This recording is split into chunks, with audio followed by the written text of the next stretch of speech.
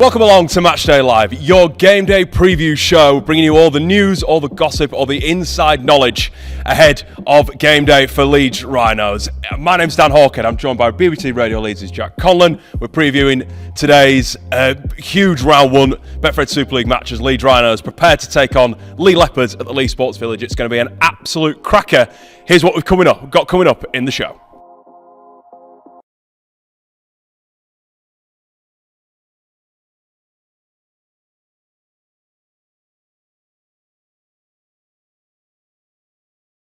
So Jack, round one is officially here. We're really excited for what is to come over the next 2 hours as the Rhinos take on the Leopards in what should be a really cracking opener. But first of all, Jack, just Super League being back. I know we had the Challenge Cup last week, a good win against Widnes.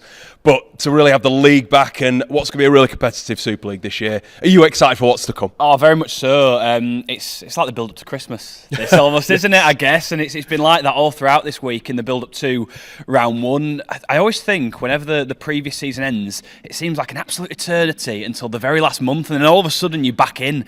And yeah, to have it back this weekend, you know, in like what you say is a really exciting competition this year, I think.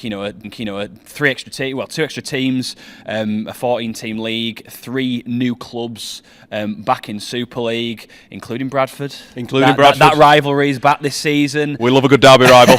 Exactly. York's first season in as well. I think they're a real team to watch in that respect. You know, they're going to be bigging it up this season. But also, yeah, I think it's really competitive, particularly that sort of top 5 or 6 teams. You know, it's really open this Super League season, perhaps more so than in previous years. You know, I think when you look across the teams in the competition, those that you would probably tip to be pushing for those top 6 places, it's really tight. Yeah. A lot of good recruitment from a lot of teams. Absolutely. You know, and several clubs as well, clearly aiming high when it comes to that sort of aspect of the season. So yeah, really excited it's back. Yes.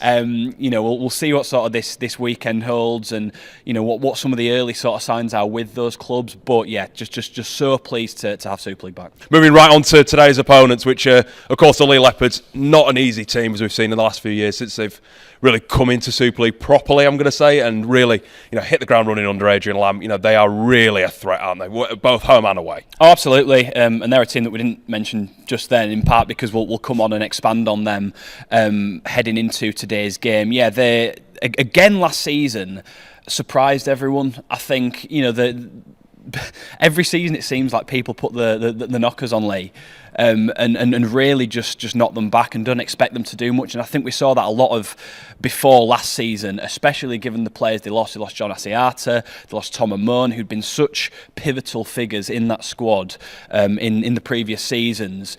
But they replaced them really well. They got Isaac Liu, who came in, was great. Joe Offengawi mid-season really stepped up. What a mid-season signing. Fantastic mid-season signing. Owen Trout, again, really stepped up. Made the England squad at the end of the season. He's on the verge of an RL move as well for 2027. He's suddenly one of the premier front rowers in Super League, and they've just got this thing about them, Leigh, where you know they'll take the criticism, they'll take people predicting them to finish outside the top 6 and just run with it, use it as a source of motivation. But there's such a belief in the style that they play and the way they play rugby and their ability to just notch wins back to back constantly. Just looking at their form last season, they were relatively patchy at times, which was quite interesting. They'd win maybe 4 or 5 games in a row, then lose a couple, but then win the next 4 or 5, then lose a couple. They seem to very much have that pattern throughout the season where as soon as they were sort of knocked down for a couple of games, they'd spring straight back to life and all of a sudden be the quality team that we know again. Going into the playoffs last season, before they were beaten by Wigan in the playoff semi-final, you know, let's not forget they finished 3rd in the league. Yes. And were 80 minutes away from the grand final at Old Trafford. For a second year running too. Exactly, yeah, precisely.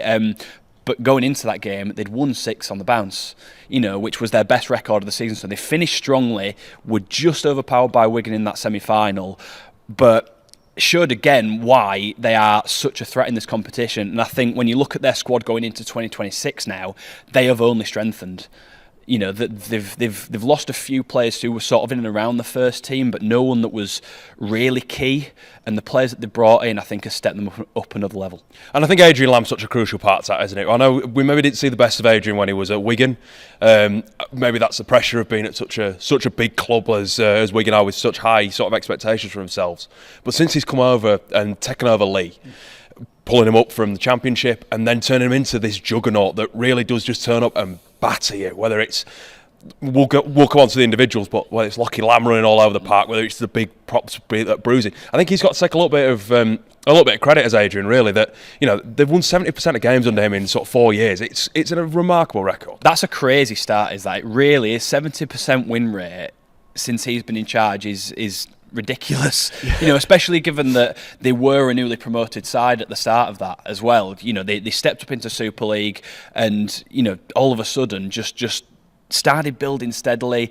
You know, Derek Beaumont plunging a lot of time and money into not just the team but also the club and making it. I mean, the matchday experience as well over there is second to none. You know, something different, isn't it? It's fantastic, and it, you know, it really is. They really make it a big night or a big afternoon whenever they are back at home. And you know, you said a moment ago that home or away, they are always a top quality side, particularly when they're on home soil.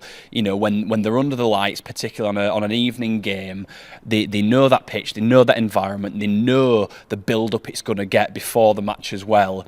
They just seem so comfortable on that pitch, and they are a really difficult team to beat. But, you know, it'll be such an interesting matchup later on. And there's only one reason why it's really called the greatest show in rugby league, isn't it? That's why it was branded that last year. And speaking of, let's take a look at some of our last few visits to the Leigh Sports Village.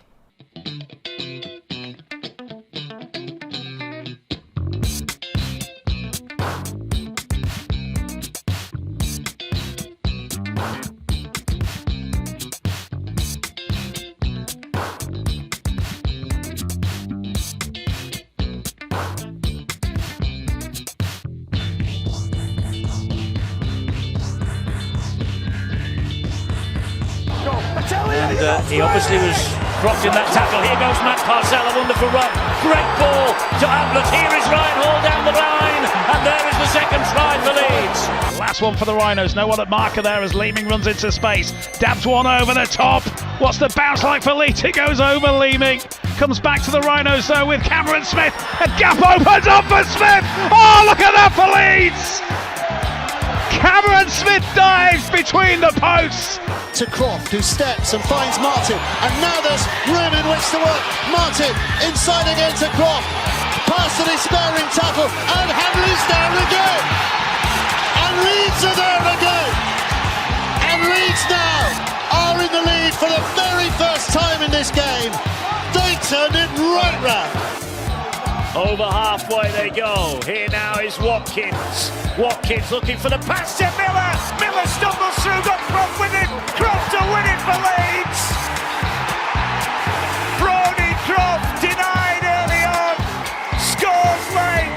And it's a try that might just send Leeds into the top four. So some wonderful memories, albeit very recent memories, from being down at the Leigh Sports Village, particularly last year. I think it was last year and even the year before, two cracking games. The comeback in 2024, those two Ash Hanley tries, and then, you know, really under the pump, Lockie Miller and Brodie Croft coming up trumps last year. It's a tough place to go, Leigh, but we seem to quite like it, don't we, Jack? It seems so, yeah. The Rhinos seem to do pretty well over there, as you mentioned there in those last two couple of visits in the last couple of years. I think you need to be mentally strong though to go there and actually pull a win out like that. Like you say, comeback win against Leigh at the Leigh Sports Village is quite the achievement. Again, as we've touched on already, the quality they've got, how comfortable they are on their home turf. But moments of quality from the Rhinos like that have really sort of pulled them out of a dark place in those two respects. You know, have very much sort of, you know, led to those big wins, and that's again what I think we'll have to see later on. You know, the somewhat down on troops at Leeds, and we'll discuss the 21-man squad shortly. But you're looking at some of those characters like your Brodie Crofts, like your Lockie Millers, to really step up in games like this and lead from the front. And I think you tend to find against Leigh, you need those little moments of quality, those magic moments from certain players like those two to really come out on top and really make a good fist of a game. Because they've got so many of their own, haven't Exactly. they? We'll touch on a few of those in a minute. Let's just look at their recruitment coming into this season. A couple of names, nothing too over the top from their point of view, but Jacob Alec coming in from the Gold Coast, obviously been known to Adrian Lam through his links with PNG. Two more familiar names for you Super League fans. Liam Hornan in his senior making the move from Castleford. Adam Cook, one that you wanted to mention, coming in the halves, played a few games for Canberra in the NRL last year, was the top scorer for their reserves. But really, we'll come on to their game against North Wales soon. But actually, the way that he's looked early season, he could be a real. He really steps up that other halfback option alongside Lachlan Lam. I think it's a really, really smart move. They've had Gareth O'Brien playing as sort of backup to Lachlan Lam for the past few seasons, and he is just very solid. He's Gareth O'Brien. He's been known as that throughout his time in Super League. Just a very steady halfback. Very smart on the ball. Good kicking game. Very much just a great sort of solid player to have in your halves. But I really think Cook takes them to a different level and just adds another dimension to their attack. He's very much a runner. He played a bit of fullback as well over in Australia. He's going to be using the halves alongside Lam. Lam will naturally be the orchestrator, the lead halfback. He'll drive that attack.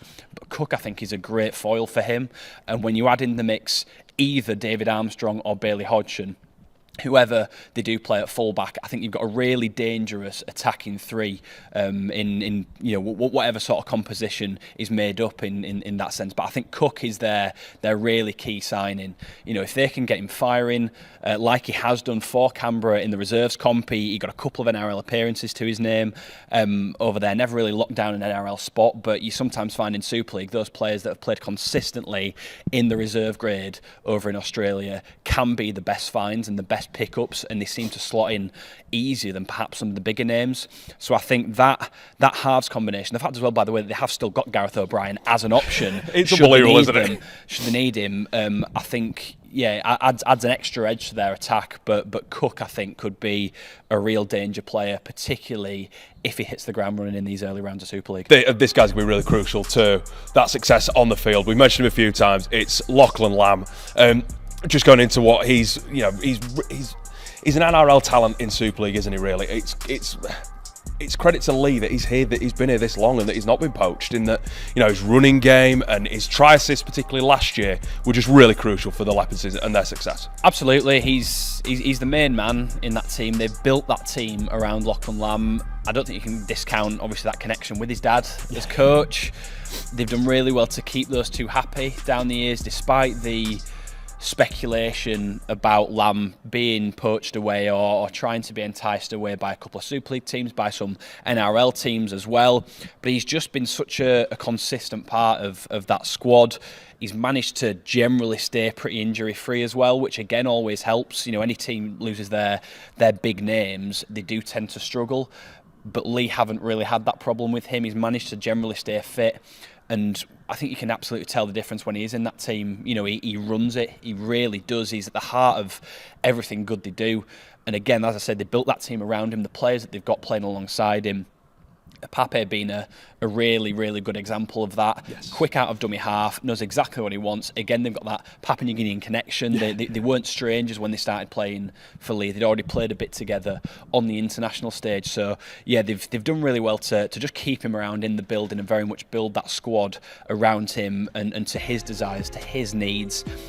You wonder how long they'll still keep that sort of duo together, especially when you look at the NRL having the Papua New Guinean team coming in the next couple of years, whether or not they will look to take either Adrian Lam and or Lachlan Lam from the Leigh Leopards as the sort of the first people, I guess, in that sort of new NRL Papua New Guinean company, organisation, because those are two people that you can very much build a team around from a coaching point of view and a playing point of view. But certainly Leigh have reaped the rewards of having the pair of them there for the past few years and in the present day as well. Touching on squads, so we'll look at the 21-man squads. A couple of ins and outs for both sides. So Leigh making a few changes from last week's win against North Wales Crusaders. They've got Amila Hanley, Joe Afengawi, Isaac Liu, Matt Davis and Liam Horn potentially for his debut.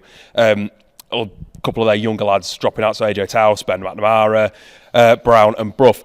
But it's just touching on them to start with. I think it's just typical, isn't it, that they've gone full strength for round one. They are throwing everything at us. So we're in for what could be a tough afternoon, but some really key names. We've touched on a few of those lads already, but Joff Hengawi, I think, is a big option. He was remarkable since he came in from the NRL last year. He just somehow found this try-scoring record that we didn't really know about. But Amala Hanley, hopefully, gets a chance for a run-out. Not sure if he'll be on the injury report or not. But your thoughts on their team? Very strong, very strong. They had a fair few injuries going into that Challenge Cup game last week. Seem to have shrugged some of those off. You sort of wonder whether or not those players that have come back in will just be sort of given till the very last minute to prove their fitness, and whether or not the Leopards might have a couple of backup plans for a couple of certain players, Hanley being one that you referenced there. Potentially out injured, named in the squad, might play, might not. Again, they've got options there should they need to pull him out. But I think that Leigh squad, when you look at it on paper, the only one really that sort of stands out as a big miss is probably David Armstrong. Yes.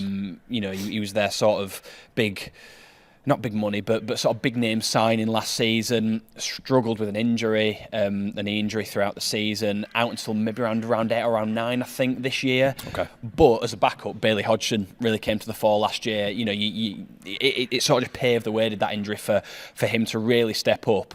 And I think now, if you look at the pair of them, if they're both fit, you probably don't know who you're going for there, because Hodgson on form was so good. He just became this really sort of nuggety runner from the back that was safe under the high ball.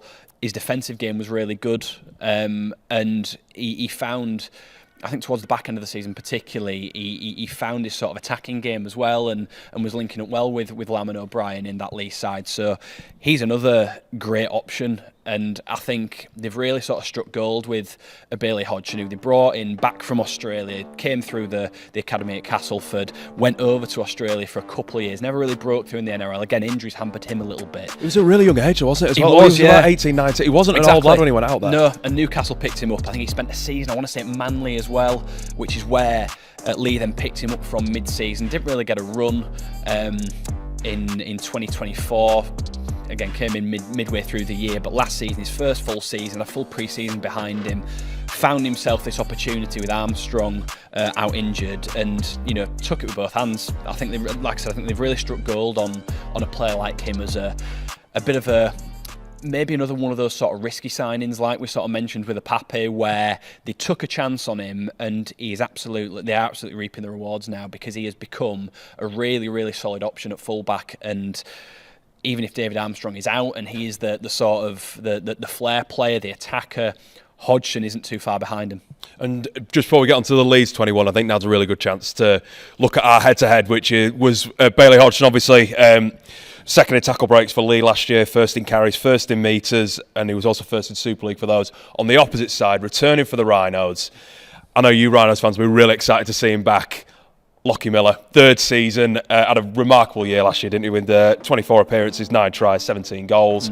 Again, very similar to Hodgson, leading the Rhinos in carries, metres, offloads, tackle breaks, tackle busts. 5th in Super League for carries, 2nd in Super League for metres, 1st in the league for tackle breaks. That just sums up a little bit of what he can do. But to be going up against Hodgson, and after a pretty, I mean, he's just going to be X Factor this year, isn't he, Lockie? He was really lucky, I think, not to get a Man of Steel shout, but he's absolute goals for the Rhinos this year. It was a revelation last year, at a point when I think he needed to be, because I think the jury was still out going into 2025. He'd come over, played a lot of his career obviously as a sevens player, different sort of game, had a couple of runs in the NRL with a couple of different clubs where he'd been a bit part. He'd never really nailed down a fullback spot or a wing spot. Came in, I think a lot of people hoping that he'd sort of be an instant Jay Field, Bevan French type that's just got that electric pace, chimes really well into a line, can take players on, and I don't think it's unfair to say he struggled. I think for that first season or so, just finding his feet really in rugby league, which sounds really sort of odd saying that, given where he came over from. But I think he even said in an interview actually at one point, I'm still learning. I'm still learning aspects of rugby league, as a sport, really, having had that sevens background where naturally there's a lot more space. It's a different sort of game. It demands different things of a player. But last season, he just came out of the blocks firing and looked so good. From a defensive point of view, I think some of his decision making as well was just so much better. It was crisper, wasn't it? He really was. He wasn't trying to push it when there was no real sort of scope to do that. He was much more patient in some of the decisions he did make. He wasn't afraid to just take a tackle if that was the better option, as opposed to trying to push a risky pass, a bit of a 50-50 to the edge that we'd seen in the past wouldn't come off and would cough possession up. And some of his support play, again, which I think is his bread and butter, really, just pushing up on the inside or the outside of a forward carrying the ball, supporting at breaks as well, which is why he got so many tries. But also I think some of his returns as well from the back, from some of those kick returns, were just outstanding and really laid the platform for Leeds to be positive going forward. And when you're starting a set on the 30-metre line, the 40-metre line, because he's already made 20 metres up after catching the ball, it really does make a difference when it comes to not only fatigue and those middle forwards not having to run back 50 metres, having to run back 30 to then start the set again, but also just I think from a mental point of view, when you're starting closer to the halfway line, you're like, right, we might have an opportunity to possibly have a bit of an attack here and try our best to post some points. So yeah, he was an absolute revelation last season. Bit of a different fullback to Hodgson. Yeah, definitely. I think it's what you'd say. If David Armstrong was fit and playing for Leigh, you'd probably have a bit more of a direct comparison, but different sort of player. Hodgson's more gritty. I think at times he's not got as much pace. Still a quick player, don't get me wrong, but not as much pace as a Miller, but will work a lot, will take carries constantly, and I think that is a really interesting battle actually to see just what impact those two can have on the game for Miller. Again, given the players that are missing for the Rhinos, you'd hope that he will really step up and take charge when it comes to the attacking side. Him and Croft will help George Brown in what will be his Super League debut. For Hodgson, he's just got to play off the back of Lam and Cook, who are an unknown partnership at this point in time, but certainly one with lots of potential.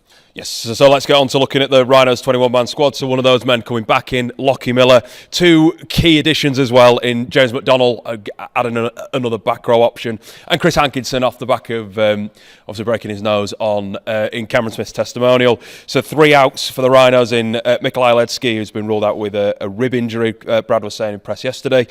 Cameron Smith's got a groin problem, and then Harley Thomas has dropped out, so just one of the younger lads.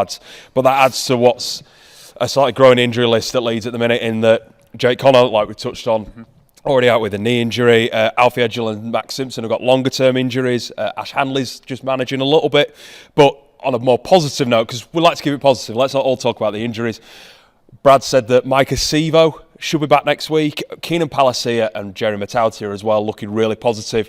Actually, on a more positive spin, actually, we are in a quite strong position. There are a few key players missing, but having a McDonnell back in particular, having someone as a utility as Hankinson, should only benefit us going into tonight's game, shouldn't it, Jack? You would hope so. I mean, you look at it on paper, and I think there's most of that squad, that 17 in particular, picks itself in terms of those that will be selected. This is if James McDonnell is fit. I know Brad Arthur said that he was still sort of just making sure that he was fit enough. He was going to go through fitness tests, just make sure that he is fit. So if he is available and if he's fit and ready to play, then I think largely that 17 will pick itself in terms of personnel.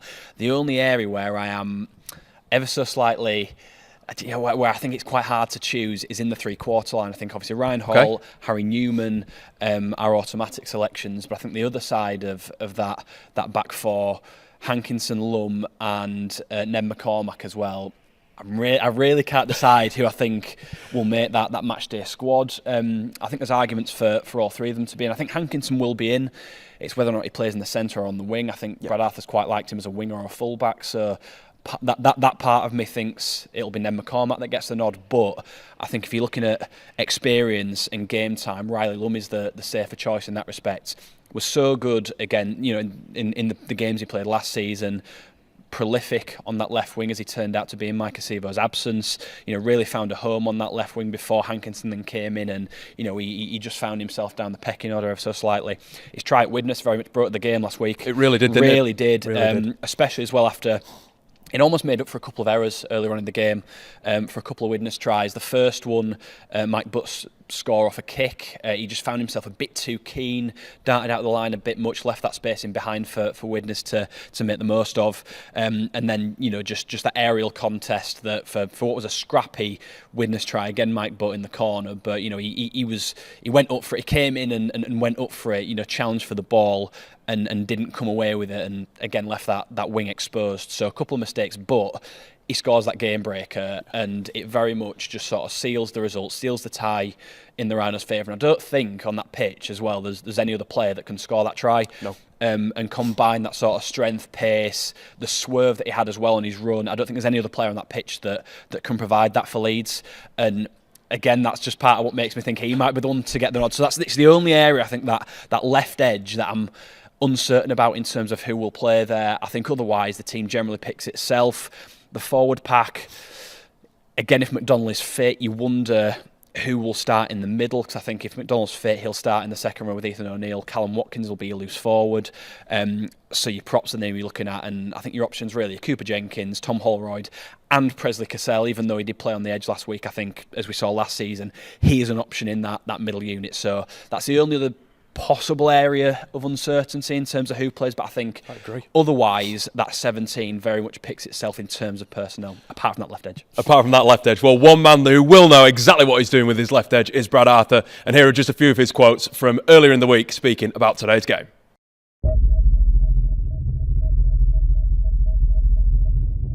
I haven't heard much because I don't really worry too much about anything that goes through the, too much of the media outlets, but watched a couple of their games, and just a big, powerful team that looks well drilled. Very much like how they played last year. They've still got the same threats. They've got a good consistency around their turnover of their team. They're nice and settled, and they just look like they know what they're doing. We're down on a few troops, but it's certainly not any reasons why we can't go there and play the style of footy we want to play and what we believe strongly in around our team identity. The young guys have really bought into it. They're really clear on what they have to do, and the position and the role they have to play in the team. And and I feel like 12 months down the track to where we are now, they're more equipped to be able to do it. And you can see through a lot of our senior players, they're a lot more comfortable and confident in these guys stepping in now and knowing that, they can do the job, and they back them and they believe in them. Winning builds confidence, helps with the belief, doesn't it? So, you want to start with a winning mentality, but, probably the bigger priority for us is the actual type of performance we put in, one that we're proud of and worthy of being recognised as a threat in the competition. Every team's going to have to face it and go through it at some stage throughout the year, and it won't be the first and last time we have to go through it. You've got to call on your depth and your squad. This is a sign or a strength of the depth in our squad, and that's the test for us this week. And this is the opportunity that we get to show that we've got good depth in our squad. We're excited for what is to come at the Leeds Sports Village. How you can tune in following, watching or finishing our live stream. Well, you can watch live on Sky Sports. We're on the Sky Sports Plus, not the channel. We're on one of the live bonus streams. So if you've, I believe that's your red button on your Sky remote, or if you're a Now TV customer, go through and find Rugby League, and it should be on there. Most importantly, you can join our good friends at BBC Radio Leeds. James Dayton will be bringing you live commentary if you're out and about. Make sure you tune in and not miss any of the action. I know JD will have all the big moments covered and all the post-match reaction too. BBC 5 Live also have the game, but we want to obviously post it to our great friends at Radio Leeds. Make sure you're following all the Rhinos channels on social media, whether it's X, Facebook, Instagram for the latest score updates and post-match reaction. Make sure as well to sign up to Rhinos TV Plus to make sure that you can watch a full rerun of the game. Only $5.99, Jack. Only $5.99, and you can watch the full rerun of tonight's game, and then give us your opinions on just how it goes.